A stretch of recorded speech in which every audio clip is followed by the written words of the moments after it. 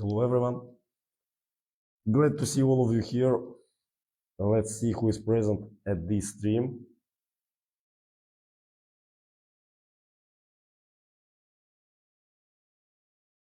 How many of you are here already? In 5 minutes we will start our discussion for today about training centers and how to use an appropriate one, not to be disappointed and not to have appropriate skills for your money.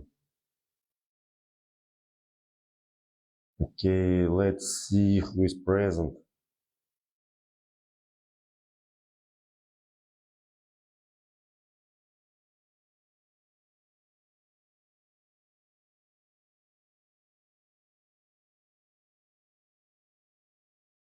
For a moment we see 10 people. Okay, nice to meet you all. Please, while we are waiting for to start, if you don't mind, please share with us what is your country of origin.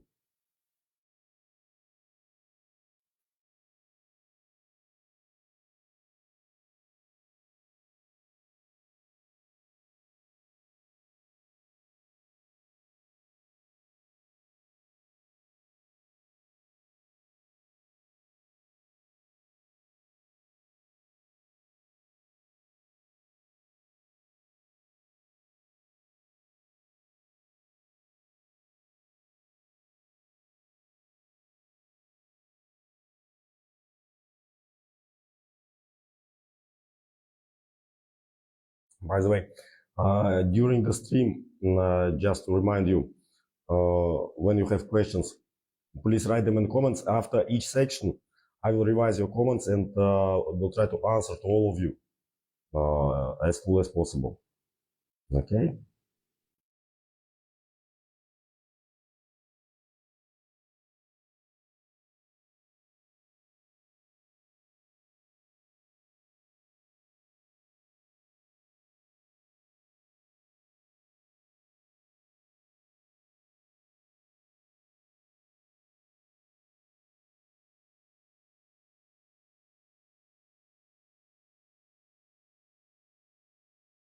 Okay, okay, welcome from South Africa, okay, from Armenia, nice to see you. Already one question, how to join your group? What do you mean by joining our group? If you want to join our training, please see the schedule on the official website, ebssa.com.net, sorry.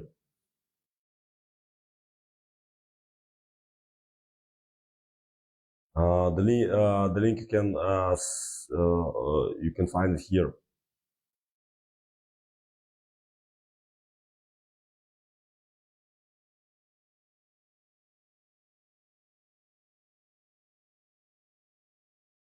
Okay, we wait 1 more minute.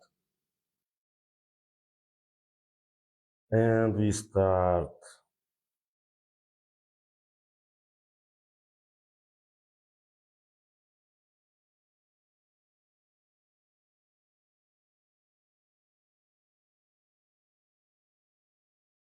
Okay, any newcomers? Sorry.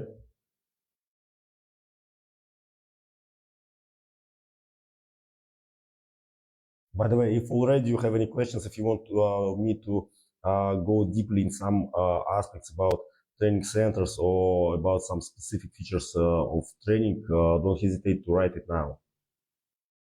By this, we will have time to discuss them and try to find the appropriate answers for you.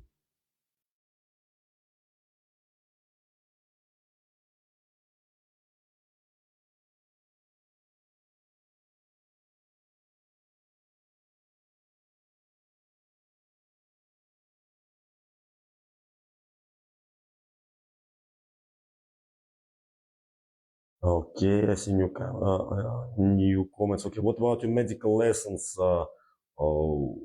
Medical in every tactical course, we have a medical part actually because it's obligatory. We deal with first aid and first aid in tactical environment. So it means It's different from civilian first aid. It's more about TCCC protocol. So and in every tactical scenario we include some medical aspect, because this is very important for all future and current operators.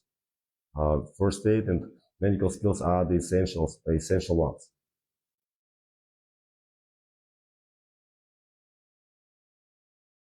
Okay, I see the question. Do you have an international recognized certificate?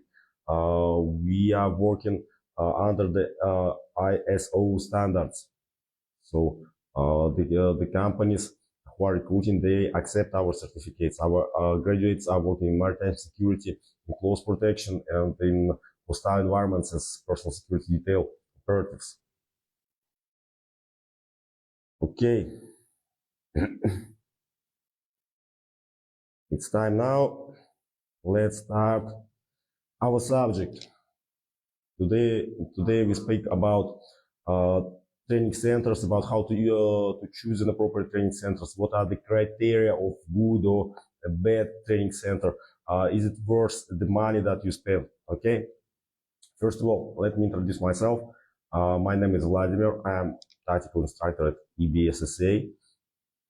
As for my professional experience, I have experience in French Foreign Legion, in reconnaissance squadron, with 4 operational missions in Africa and Afghanistan. I have more than 10 years of PSD experience in hostile areas and close protection experience, and also more than 5 years I'm working as a EBSSA instructor.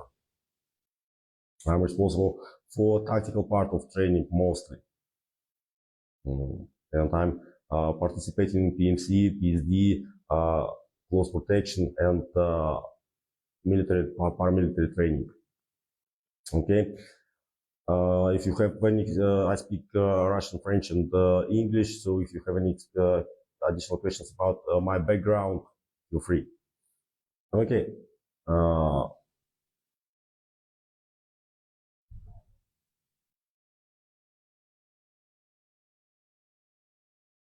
Okay, I don't see any new comments.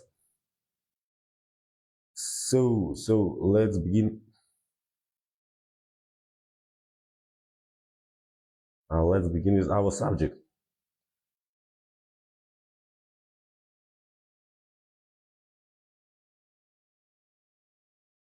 Training centers. The first, actually, the most of the people who are not get acquainted enough with training process in private training centers, they have the tendency to, first of all, to judge by the image, and very easily they fall into a kind of a trap. They see very well shooted shot video clips. They see some, let's say, aggressive style of training, aggressive style of movement, some aggressive appearance, tactical gear, the guys with the big biceps and tattoos and that are making the publicity of this or that training center, and they think, okay, if it looks good, it means it will provide good and decent and appropriate training. It can be, but in most cases, this is not the case. See, first, you should understand that it's not good to confuse appearance with quality. Very often they go together, but good appearance doesn't always mean the good quality of training. So when you see the pictures or the videos of actual trainings, you should not be impressed. You should understand. You should ask yourself which skills they develop. What can I get from this exact training? How I will improve myself?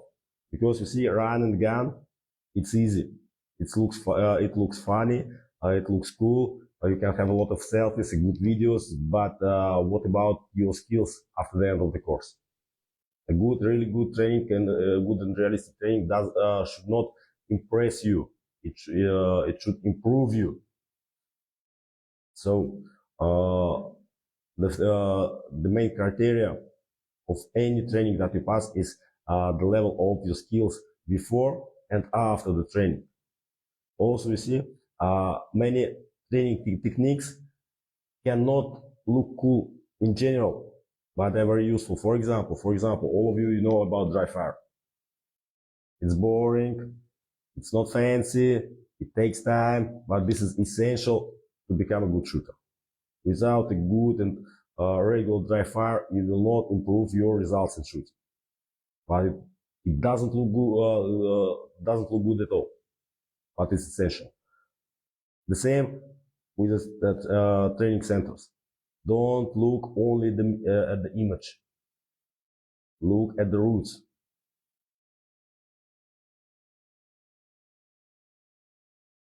Okay. But don't hesitate to write the questions.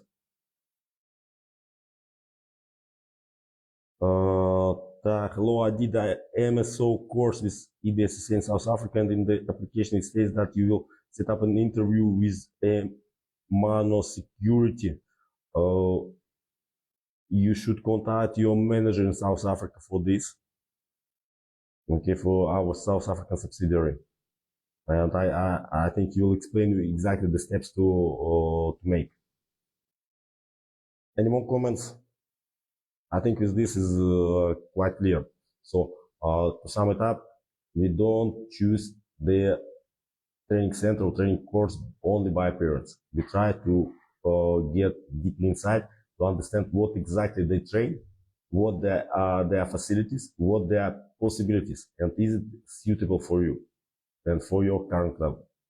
Okay. The next mistake and the next type of trainers. Actually, they make a big problem at the market now. They're so-called YouTube instructors.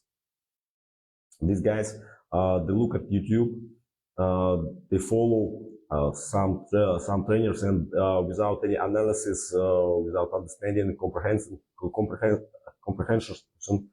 they just copy and pass the exercises. The problem is that they don't realize why this exact exercise was made, what are the purposes, and what are the typical mistakes, and what are the correct technique to do it. Again, this is more about imitation, not instruction. Copy pasting never works good. Just copy pasting without realizing never works good. It's okay when they stay in let's say virtual space, but the problem is when they start to open the training centers and they start to attract the people again by the image, by the number of their followers, and the guys, especially without any experience, they think, okay, this instructor, he has 2 or 3 million followers, so wow, means the people trust him, and so he can teach us something really useful. Again, it can be a trap. Don't trust the appearance only. You see the instructor, first of all, the first question that you should ask, what is his practical experience? I mean, the field in which he's working, and what is his pedagogical experience? Because as you know, a good shooter is not always a good trainer. The same about operatives. Good operative is not always a good instructor. Be aware about this. Close to YouTube instructors, we can find so-called pseudo instructors. These are gentlemen or sometimes even ladies who attend a couple of mostly shooting courses. They are not bad. They are quite smart. They see, okay, I can do this, I can do that. I learned this or that technique, so I'm good at it. So it means I can teach the people. Again, it's not sure. The connection is really not direct. A good student is not always a good teacher. You see, a student you execute. As a teacher, as a trainer, as an instructor, you form the skill. And this is a big responsibility, actually. Instructor is not only the gentleman who shows this is the exercise, do it. No, he explains what is the purpose of this exercise, why we do like this and not like that, what are the options, and what result finally we will have after this exercise for our level. You see, again, we are coming to the question of understanding of what the instructors are doing. And also for you, a small or a little hint about the instructors of any type. You see, the main, let's say, quality of the instructor is you can discover when he's answering your questions. The instructors who are not sure in themselves, who has lack of professional experience and teaching experience, they don't like the questions, and very often they don't explain why we do in this manner. Their point of view is like this: okay, we do like this because I told you this. I am instructor, you are student, so you execute. This is not a good deal. A good instructor always welcomes the questions. He's not afraid of the questions. If a student asks a question, it means he's inside the training. It means he's interested. He wants to know more, and he's analyzing of what he's seeing and what he's listening. And the task of a good instructor is to help him. Again, the task of an instructor is not to show that he's the best, that he's better than the student. The task of an instructor is to share his knowledge, to share his experience, to try to get the students to more or less close to his level. Okay, the instructor is never jealous. A good instructor is never jealous. He never hides something. He's sharing, and also very important point: he's responsible of what he is doing. And this is one of the most important qualities of a good and useful instructor. Instructor is for students, not the students for instructor. Hope it is quite logical and quite clear. Questions, gentlemen? Let's see.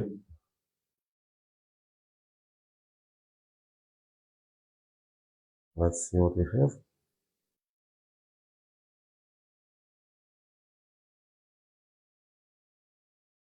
Okay, don't see any new comments. It means everything is clear. Okay, good. Let's continue. The next type of these two types of instructors that we discussed just now, YouTube instructors or pseudo instructors who just copy pasting the courses that they attended. These types of instructors are certainly to avoid. There is a third type of instructors, sport shooters. In this case, the situation is a little bit different, depending on what they are teaching you.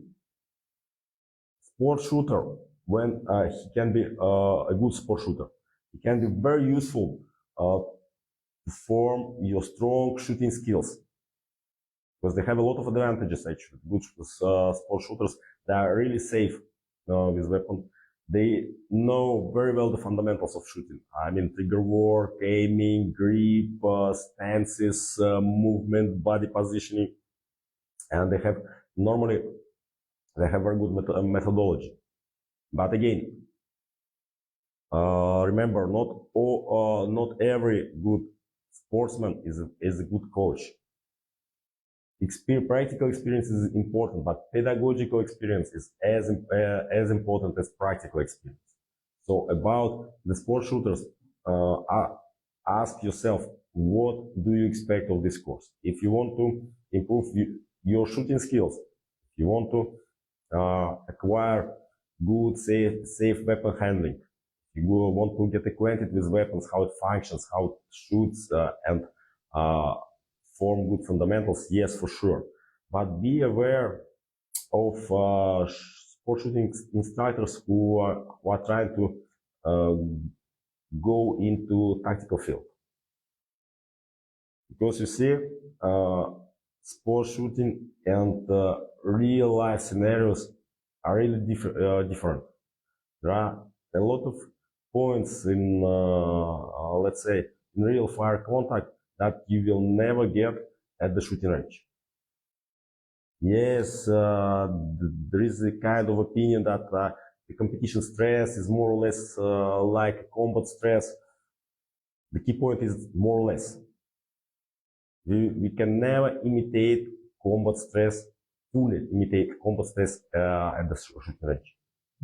So that's why a good instructor who is teaching who is giving tactical training, he must not only understand what he is teaching, but he must have practical experience in what he is teaching. Like this, he can make his training really appropriate for future operative, for future military, because he knows what he's speaking about. And his techniques that he shows you, they are proven by practice, but practice not only at the shooting range, but in real life conditions.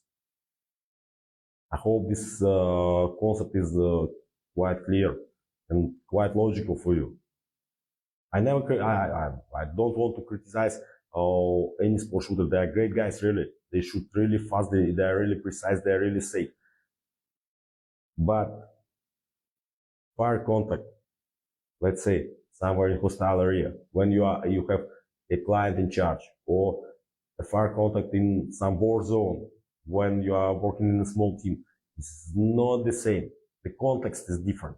So your technique, your tactics will be appropriate for this exact context. Sport shooters, they have the habit to work in their framework.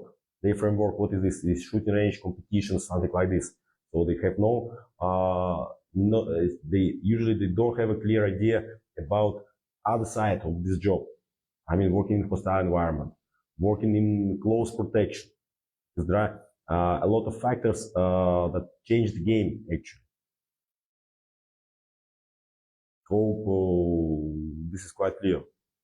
But again, don't forget, everything depends on what you are expecting from the training. Yeah, let's say about the comments.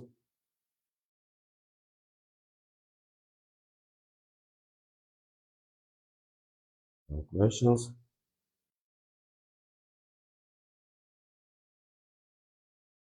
Okay, no questions. For the moment, it means everything is clear, and you agree with me. Okay, great, and we continue. And we continue to the next point. Okay, we spoke about sport shooter. And we come to another point, another question, and this is really painful question. There are a lot of training centers who are promising the jobs after finishing their courses. And unfortunately, in most cases, they don't keep their promises.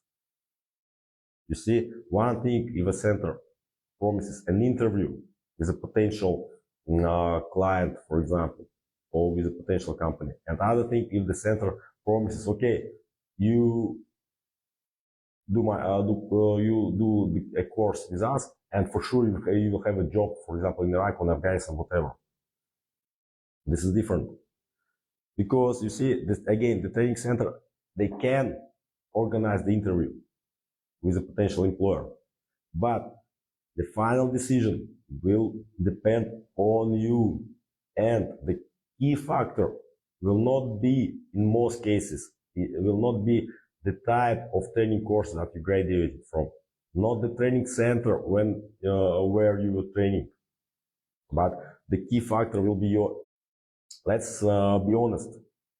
If how many courses you did, your chances to be employed in hostile areas are quite low. For a good job, I mean, not the posts I've seen, with the salary about $50, $70 by day. but the really appropriate job that requires a set of skills that in a reputable company with a good salary, with a good package. You see, this post, it's really difficult to get based only on your training experience. And this is the truth. The life is like this. Me personally, I saw a couple of guys who managed to get into the industry without significant military experience, even without military experience at all. But this is more about exception than a rule. But again, we can always have a chance. But in general, your experience, your professional experience matters first of all.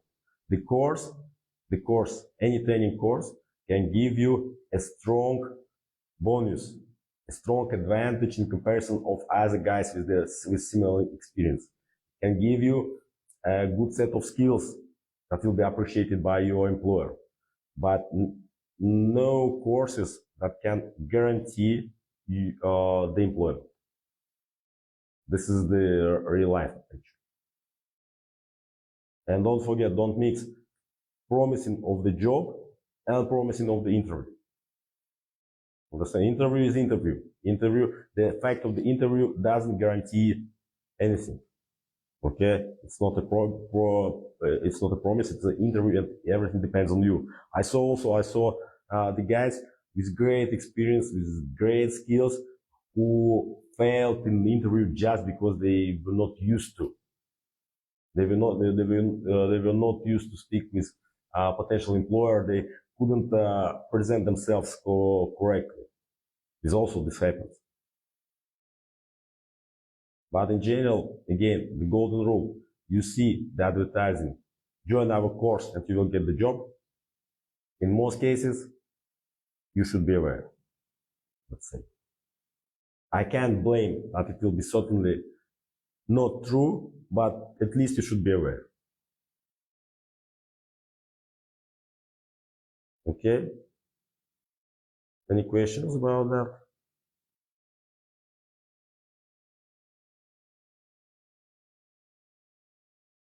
I think we are all big boys. We understand that there are no miracles in this life. Not so often, at least. Okay. Okay, this is clear. Hope so. Another thing, we come to pricing. An important point for everybody, because nobody wants to waste money for nothing. And here we come to also to a kind of a trap. From one hand, you shouldn't search the cheapest option, because the good things can't cost nothing. The training center has a lot of expenses, logistics, facilities, equipment, instructors. Everything costs money. And first of all, don't forget, any training center is a commercial company, so they can't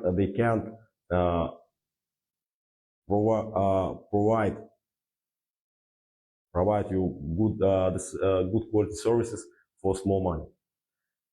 From the other hand, the most expensive doesn't always mean the best. The truth is somewhere in the middle. Don't follow the fashion to buy the most expensive things, and don't try to economize on the course.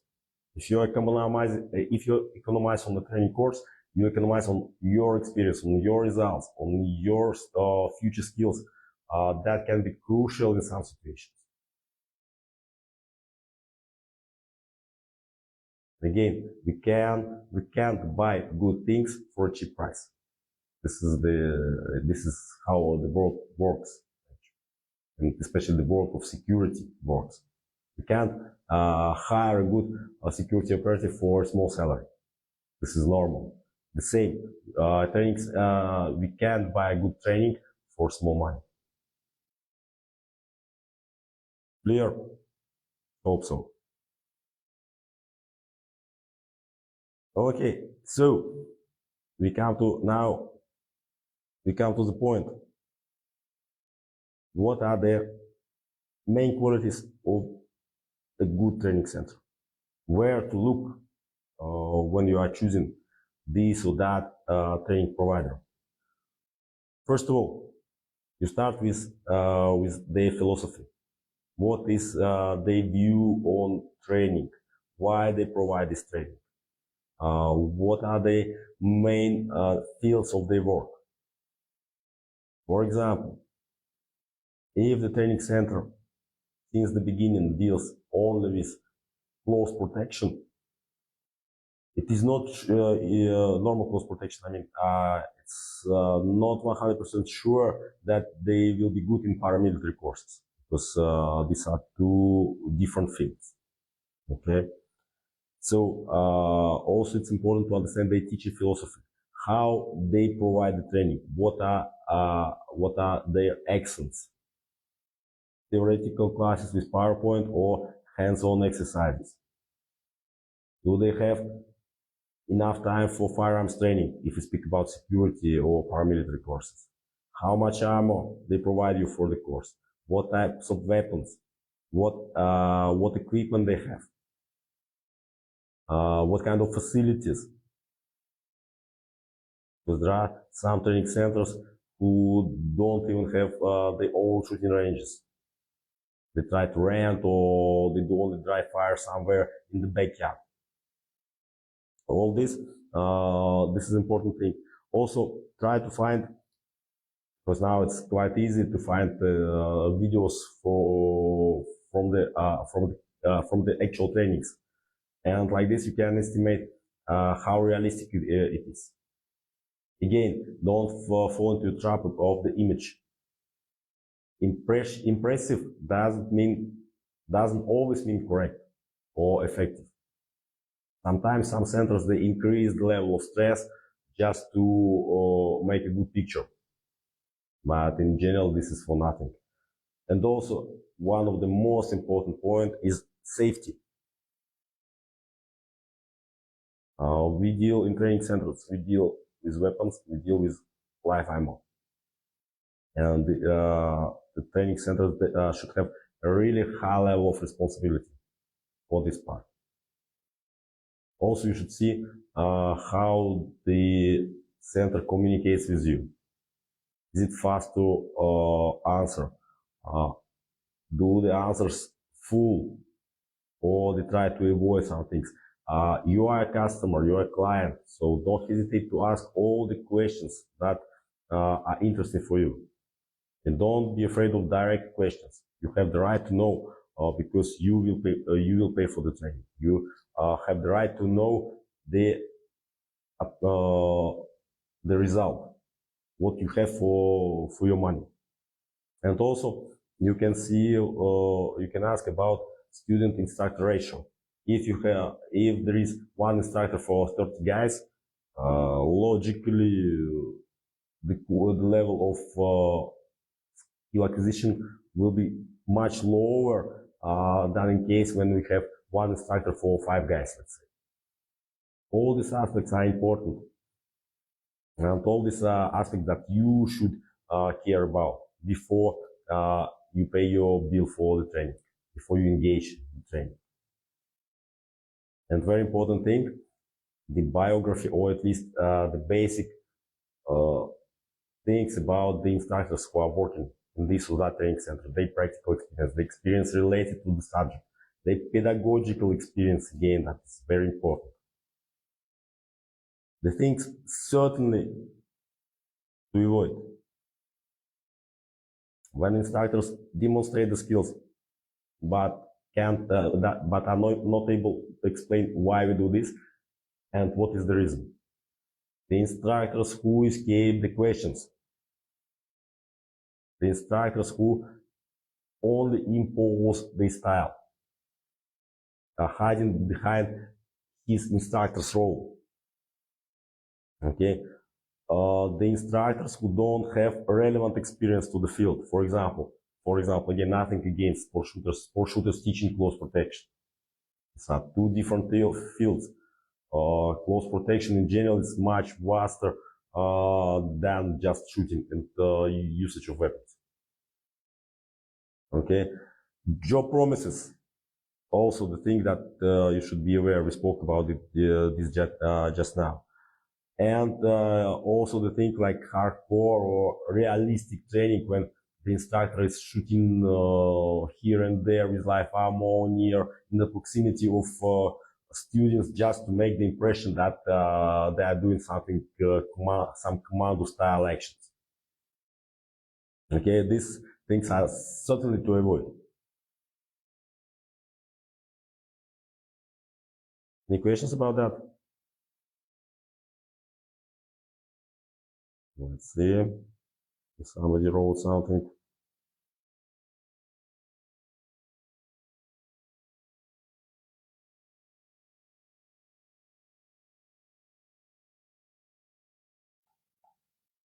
Okay, no questions. Okay, and now we come to the almost final point of what questions to ask. Okay, you choose your training provider or several training providers, and you are hesitating between them. So you should have a kind of a checklist that you should send to each of them. Okay, first of all, who are the instructors and what is their professional and pedagogical experience? What are the facilities? What is the background of the company, of the training center? With which maybe security companies they have the relationship? If possible, what is the rate of employment after graduating the courses? The level of the course, is it beginners level, advanced, or intermediate? The requirements for the course, because very often, the guys, they think, okay, I pay money, so anyway, I will pass the course. It's not always like this. If it is written that the course is physically demanding, it means that you should have a certain level of fitness to not only to attend, but to successfully complete this course. I remember in a good training center, your payment doesn't automatically means that you will get your qualification. Okay. The question about facility I mentioned, about safety standard, about accreditation and recognition, about student, how many students by instructor it's planned for this or that course. Of course, what equipment is used and how much ammo is planned per student for this course. And also, you should ask what skills are focused for this course and what is the system of grading and for estimation of the student's performance. So it seems to be logical, but it's really important to see a good instructor. He has his own system of estimation and he can demonstrate it, so the students can easily see their progress from the beginning till the end. If you want to add something, please don't be shy. Share your thoughts and comments.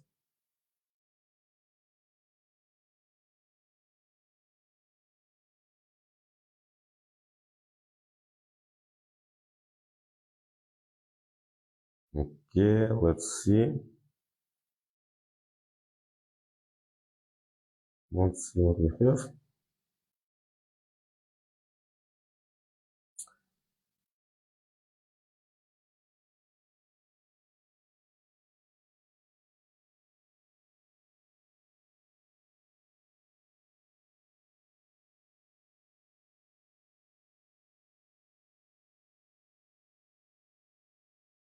Okay, the comment that I missed.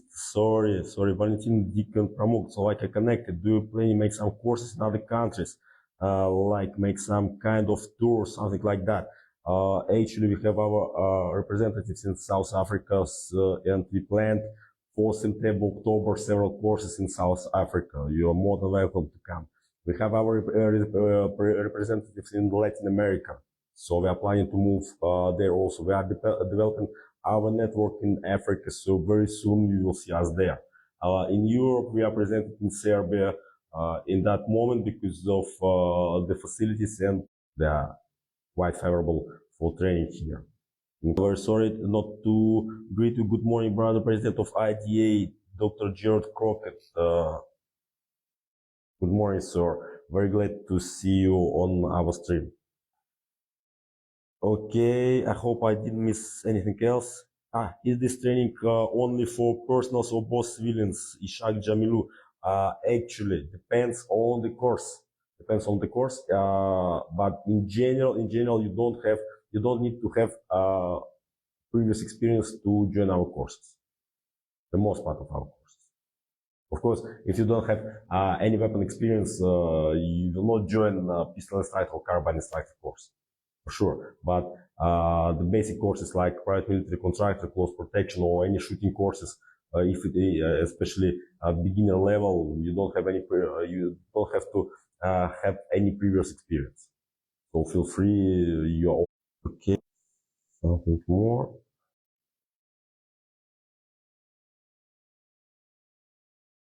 Okay.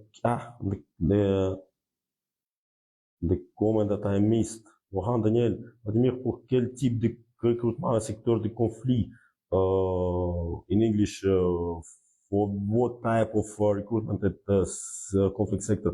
Actually, could you didn't quite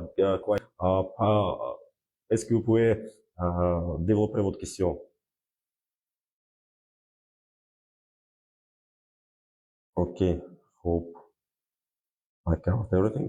Okay, as we saw during our discussion, the tactical training and industry has always a choice. And the choice is for you, not for us. Okay, because the result of this choice will affect your life and affect your professional career. And they will, in the best case, they will improve your skill level. And maybe the result of the choice will show you the future way in your job. So, as we spoke about, don't trust the image, go deeper. Try to get as much information about the center as possible and be logical. Trust the professional. Always be interested in the personality of the instructor. For example, again, I will not speak about other centers. For example, ABSSA, one of the main requirements for instructors is practical experience. All our instructors have military service and private experience in the frontline roles. In personal protection coastal areas, also the requirements for our instructors is to speak several languages, because we need to communicate with students. We need to communicate with them directly. So this is our standard. We can speak about them openly. When you choose a training center, for example, you send a list, a checklist, you send a list of your questions. Always mention this. Who are your instructors? What are your standards? What are your requirements to your instructors? Like this, it will be much more clear for you what to expect. If you don't have anything else to add, thank you very much for being with us. Thank you very much for watching us. I hope to see you next time at our stream. Thank you very much. I will be waiting for a while for the comments. If you have nothing to ask, nothing to say, have a nice evening or have a nice morning. See you at the next stream.